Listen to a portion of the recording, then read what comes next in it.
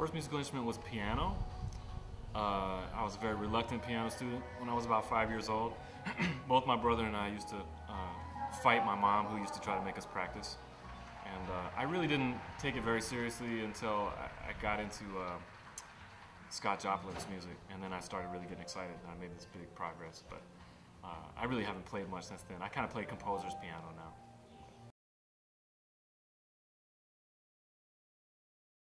Well, I was lucky that, you know, I grew up in rural South, and my dad was a minister, and there was a lot of congregational singing that I'm realizing more and more was a big influence on me. But I mean, my formal education started in the 6th grade band. I played clarinet for 1 year. Pretty much hated that, and ended up switching to the oboe in 7th grade, mostly thinking that the oboe, I didn't even really know what it was, so I just thought I'd be cool because I was playing the oboe. So I did that 7th through 10th grade, and then was very lucky that the oboe got me into the North Carolina School of the Arts, which was in my home state, and that changed my life. I mean, the moment I got into the North Carolina School of the Arts is like a line between my life before and my life after.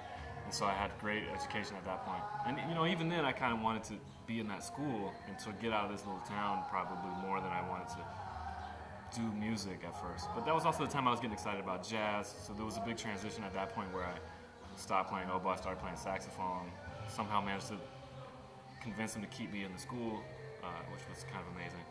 And I met my first really important mentor at that point, James Holick, who's a classical saxophone teacher at the School of the Arts and who's absolutely world-class musician and probably one of the best teachers I've ever encountered.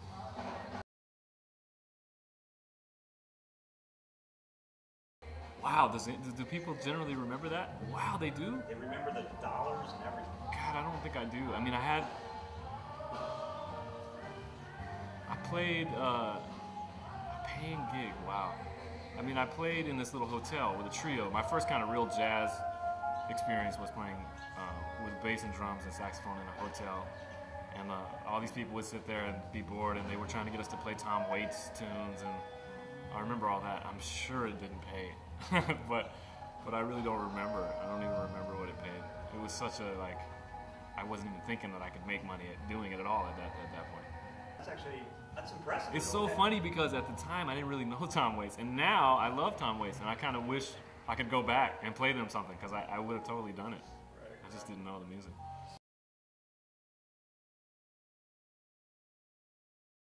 Right, so after North Carolina, I moved to New Orleans and went to school for a little while, dropped out. I was there from 93 to 97, and during that time, I played a really, really great gig, a gig that's still very memorable to this day, with Matt Perrine. So it was Matt Perrine playing sousaphone and bass.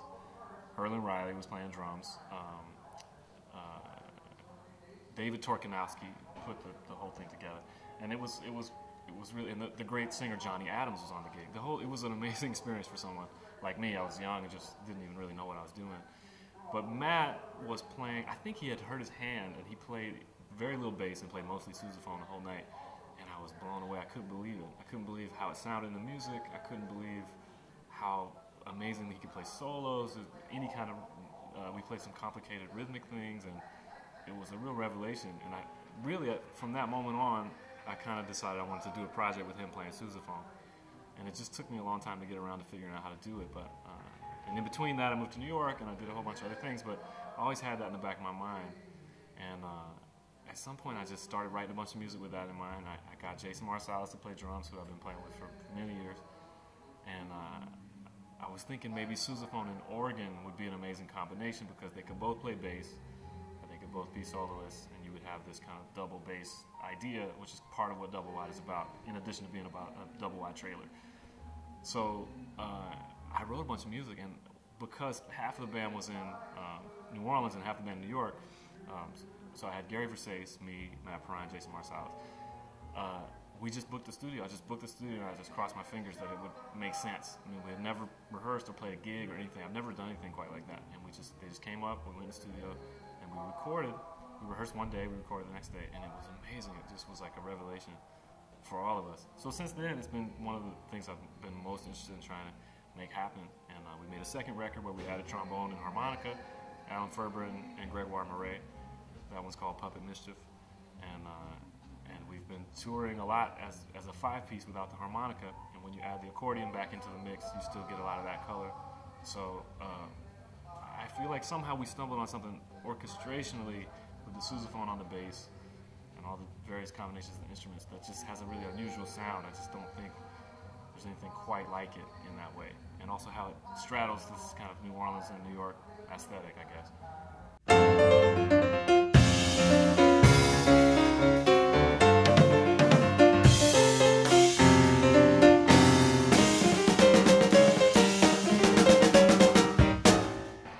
My name is John Ellis.